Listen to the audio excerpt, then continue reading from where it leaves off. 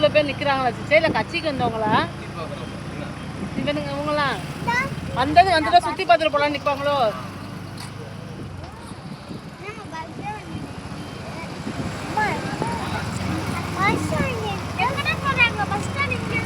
அம்மா இருடா.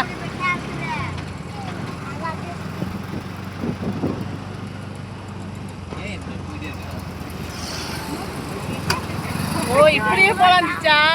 மாசா இருக்கா? ஏறலாம்ச்சா?